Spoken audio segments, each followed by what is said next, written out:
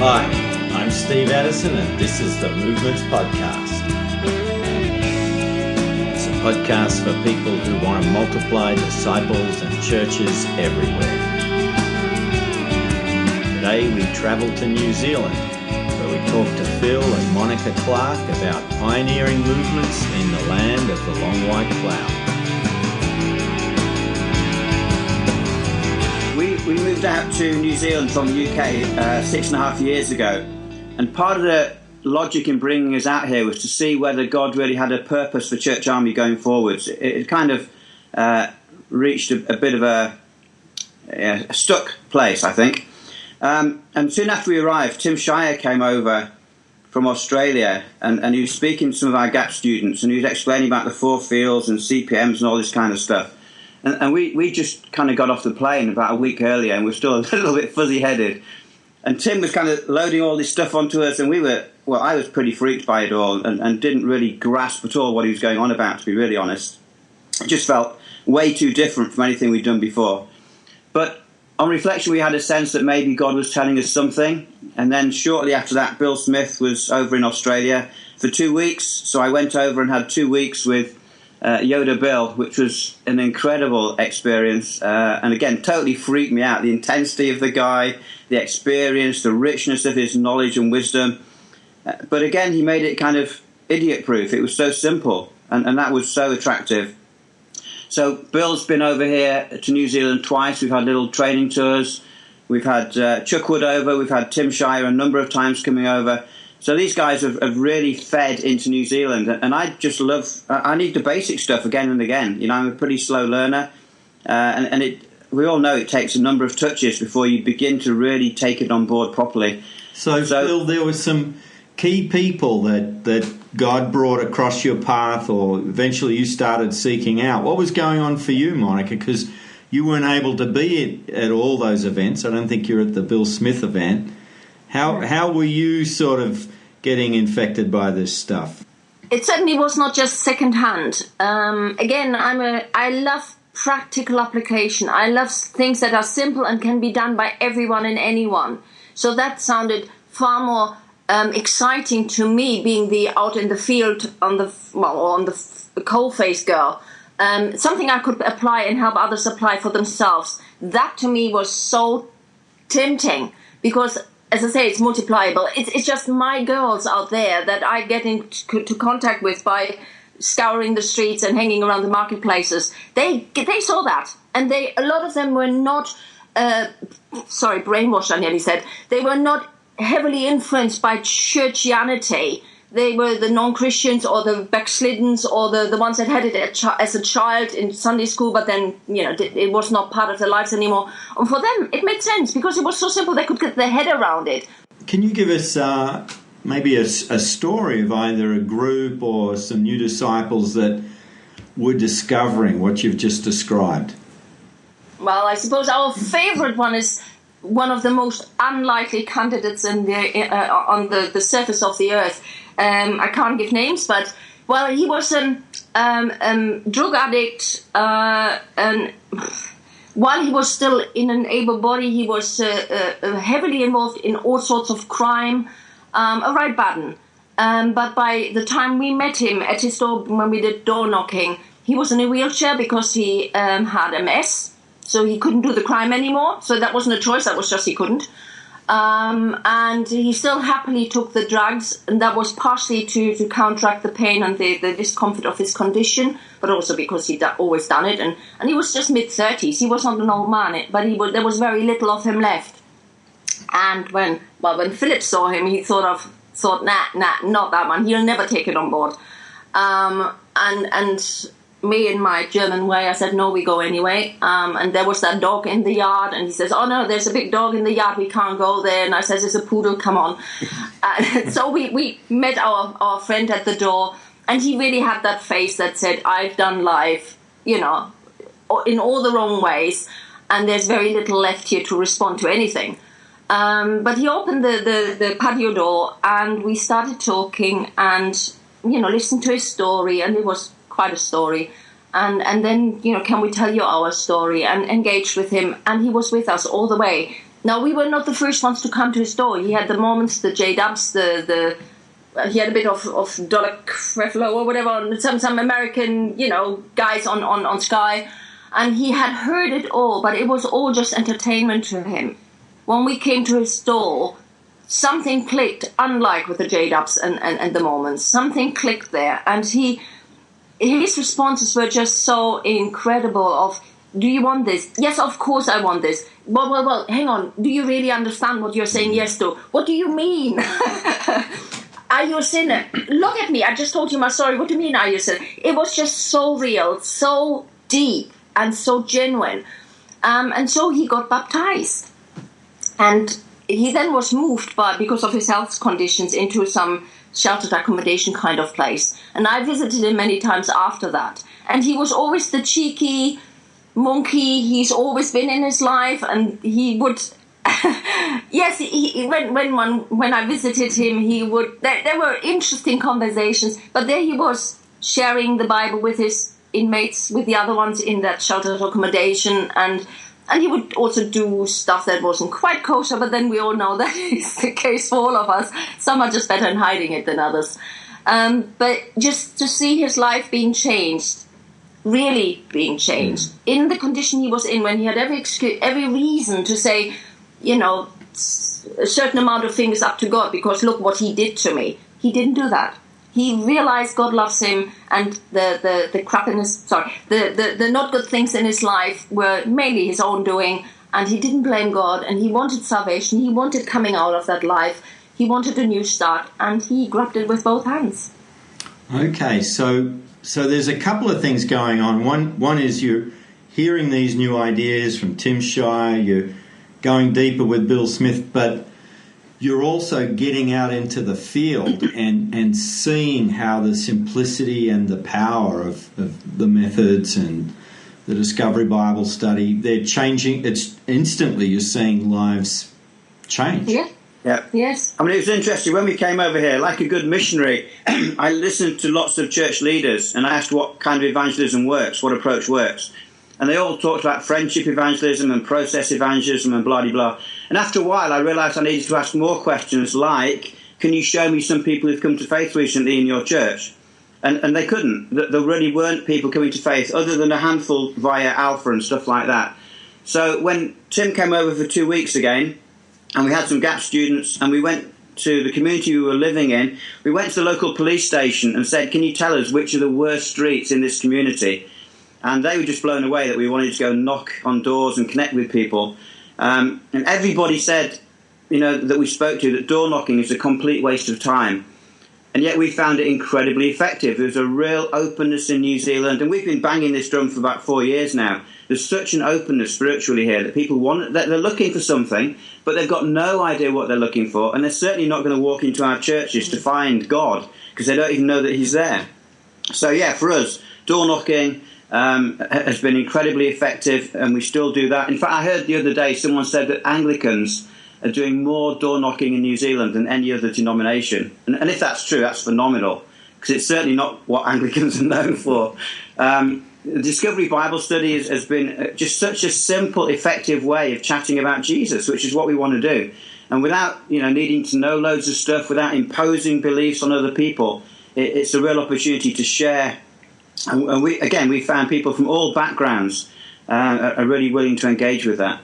We've actually seen one guy further north from Auckland who's seeing fourth generational church planting take place. This guy has seen people come to faith. He started Discovery Bible Study, which is very quickly the group have become church. And they in turn have planted another church, which is second generation, who planted another church, which is third generation, who planted another church. So it's not one person running around like a maniac planting loads of churches. It's one person training others who pass on the DNA, the church planting DNA. And we found that if people come to faith but are not baptized, it tends to fall away quickly. If people form groups but never get around to forming churches, they tend to fall away quickly as well. So that's one of the key lessons that we're learning. That there's a need to do that, to see people baptized as well as come to faith. And as well as starting groups, you've got to start churches and get that group to self-identify as a church. That's been quite key. How have you seen this go beyond your local area to other parts of New Zealand? Well, through the training that we've put on and other people that we've invited over, we've got quite a large network now. And some of the guys that we're working with are seeing really exciting growth. There's a guy north of Auckland who's seen a number of people come to faith. He started groups which have become churches very quickly, and they're seeing generational growth. So the church that he starts, the people in that group speak about Jesus to some of their friends and family. They come to faith, and so they don't add them to their church. They start a new church. And that is happening to the fourth generation, which is really significant. And they're mostly new believers? Yes, they are. Yeah, definitely. They're not people coming from other churches. It's really exciting that the new believers, as I think Monika said earlier, that they've just got an openness to this stuff. They haven't got loads of stuff to unlearn. So when they read the book of Acts particularly, and they see how the church spread in the early days, that's their expectation, and that's what they're seeing.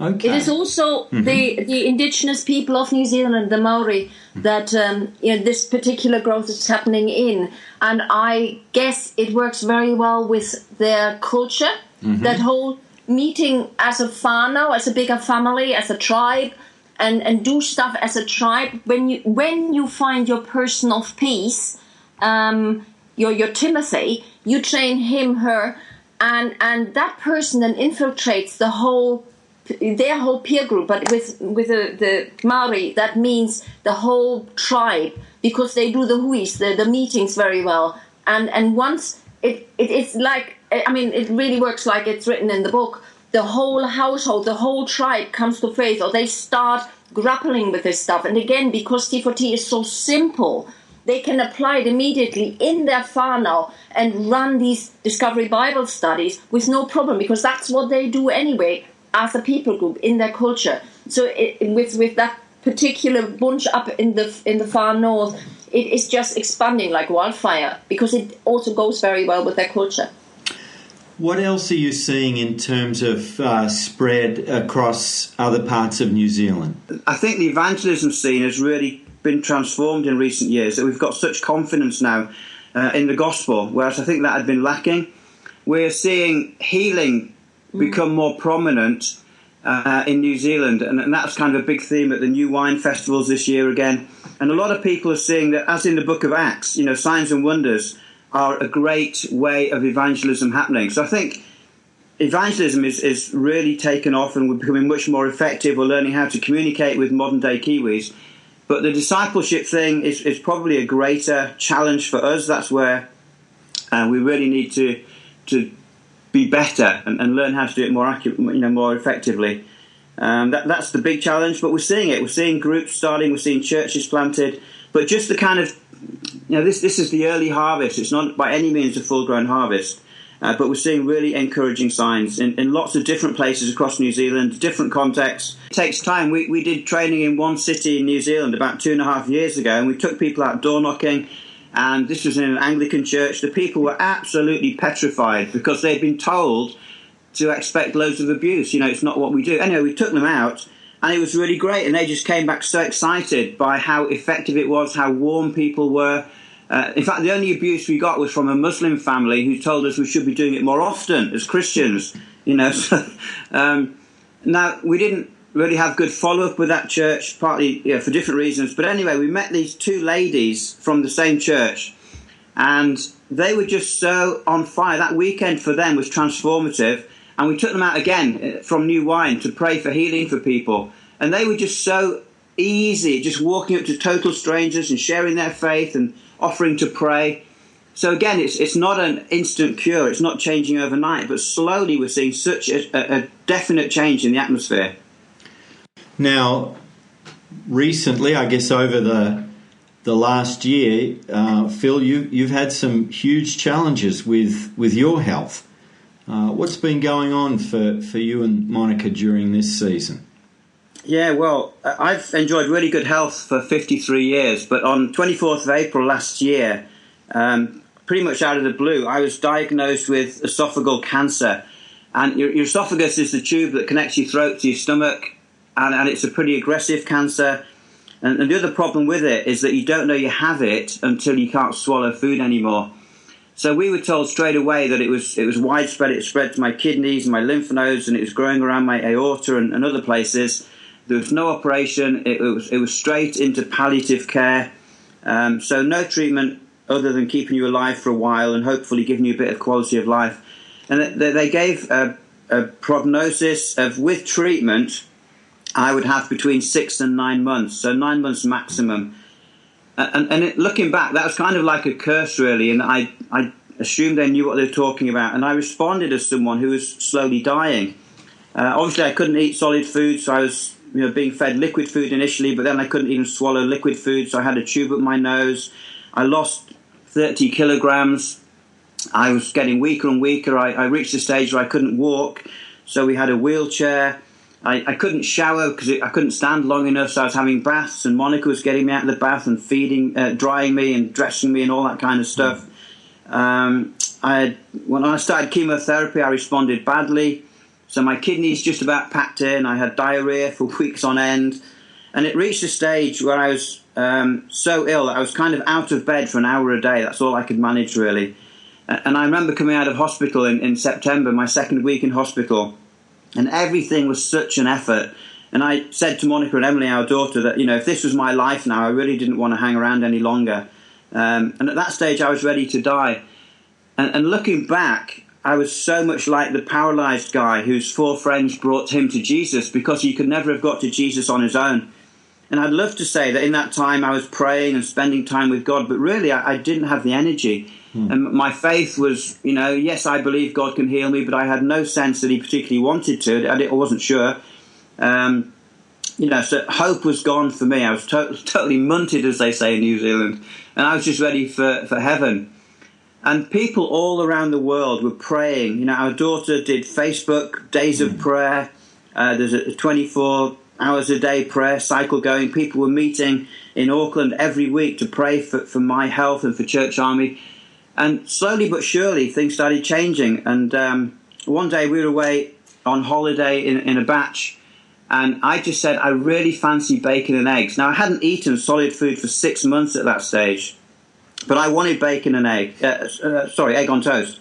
So Monika made me egg on toast, and I actually ate it, and it was phenomenal. The taste of food again after 6 months. And it went down, and it stayed down, which was absolutely incredible. So I started eating solid food again. I had the tube removed from my nose. I was walking again. I gave back the wheelchair. And just before Christmas, I was able to do a sponsored walk of half a marathon, which is about 21 kilometres.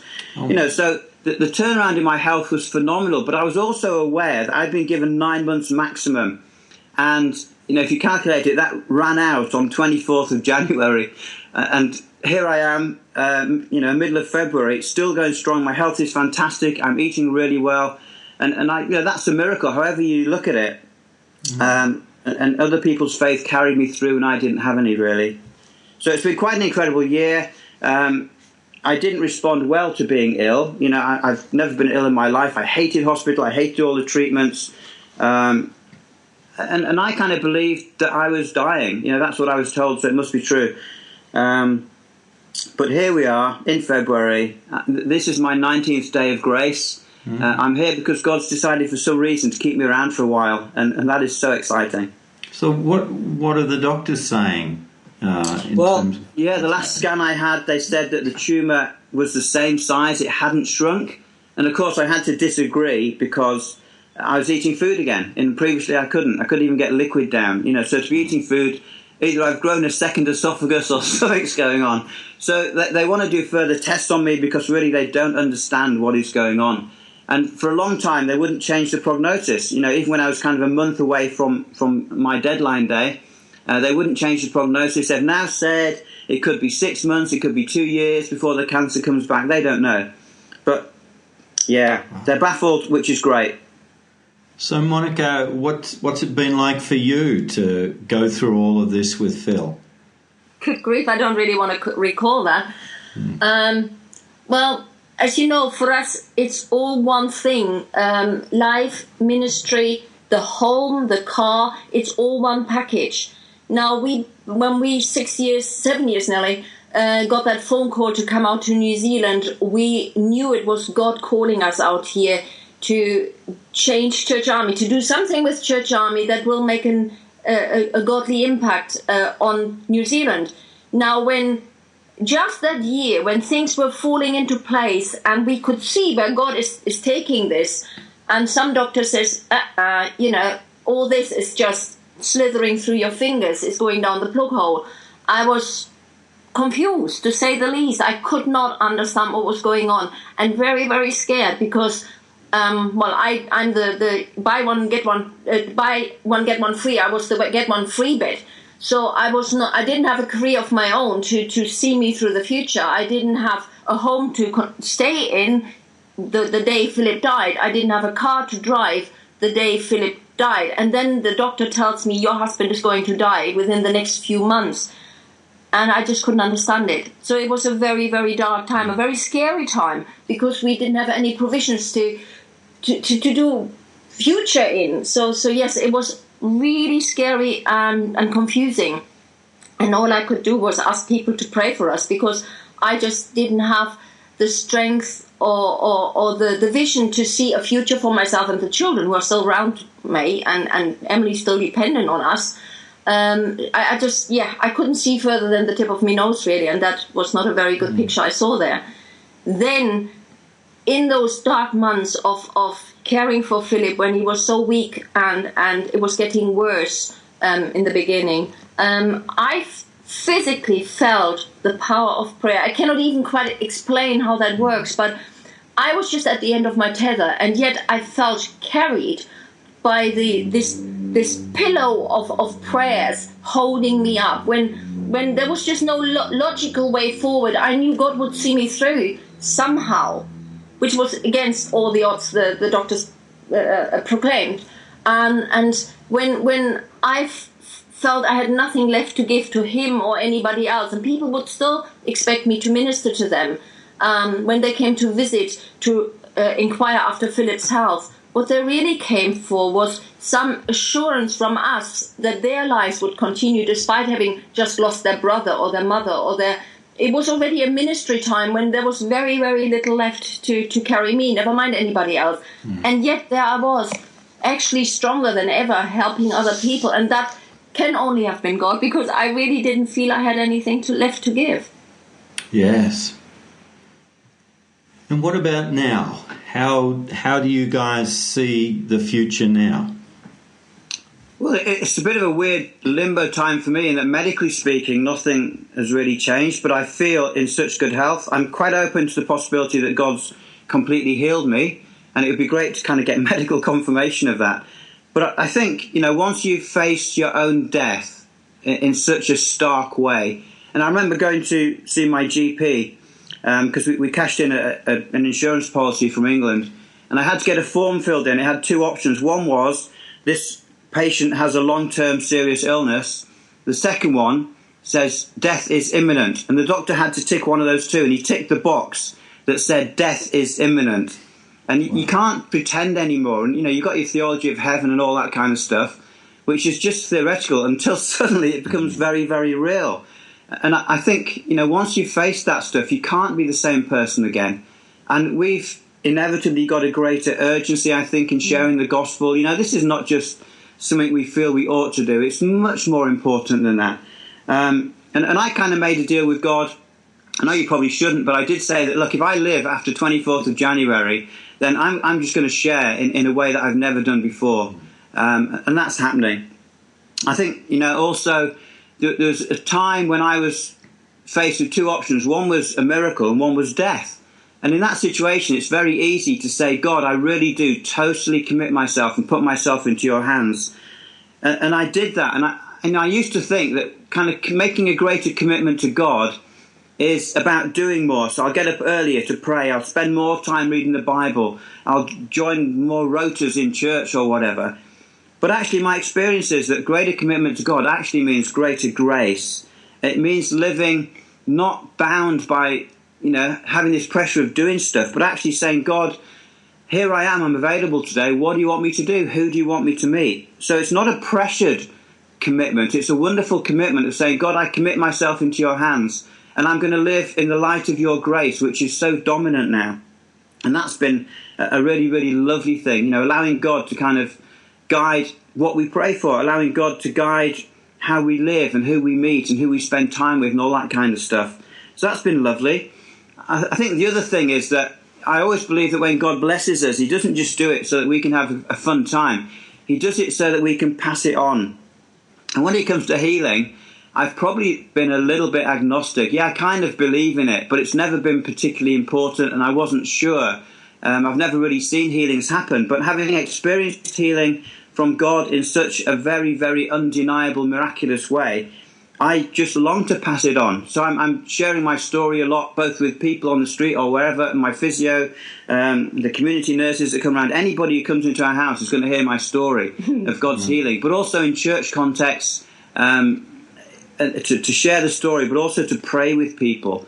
And, we find that prayers for healing work a lot better with those who are not Christians, often, rather than those who are. Because as Christians, we come with all theology and we explain why healing maybe sometimes doesn't happen and blah, blah, blah. But with non-Christians, they just assume that if God is real, he's powerful and therefore he can heal. So, yeah, there's I think, a much deeper walk with God. There's an openness to the Spirit. There's a determination to serve him more fully than I've ever really done in the past. And there's certainly a greater urgency. That this is serious stuff. It's the most serious stuff ever. It's not just about improving people's lives or social circumstances or economics. This is eternity-changing stuff. So what could possibly be more important than that? And what's God put on your heart for New Zealand? Well, we talk about no place left, and I just long to see that be true for New Zealand. That there's so many people that we meet who've never heard the story of Jesus. Auckland is soon going to become, what do they call it, a majority-minority city, majority-minority city where most of the people here are from minority groups. And it's such a cultural mix. It's a real mixing pot, which is fantastic. But the people, when we knock on their doors and they think New Zealand is a Christian country, and when we say, has anybody ever explained to you anything about Jesus? The answer is always no, and that is heartbreaking. That the church is just so silent, and Christians have been told not to share faith, not to talk about Jesus, not to open their Bibles. And it's just a nonsense, and it's something that Satan has put into our minds. So my longing is a church that is mobilized, that is confident and competent in sharing the gospel, that's ready to pray with people, so that literally every community across New Zealand, people have had multiple opportunities to hear the gospel communicated in ways that they can respond to. And they've experienced the love of God in practical ways, and they've seen the miraculous happen. So quite a different New Zealand to the one we've got today. Now, in hindsight, I can see why God let us suffer as he did this last year. And I'm not saying God sends suffering or anything, but he certainly lets it happen in order for you to learn something, in order to push you on and give you more determination to share the good news. Now, you try and hold us back to share the good news because we can back it with our life story. Apparently, through that last year, those last 9-10 months, people often say, it's amazing how strong you are. And I had always to say, no, I'm not strong, but God is holding us together and holding us up. Now we actually have not just the story of God sees you through suffering, but also the added bonus, if you want to, of saying, and he loves us to bits. Look at what happened. And having a story like that to share, how can we not? And that kind of story spreads out there, especially among the non-Christians. There's power in following God. There's power in asking God for help, and we can share that with confidence and make that count. Watch this space.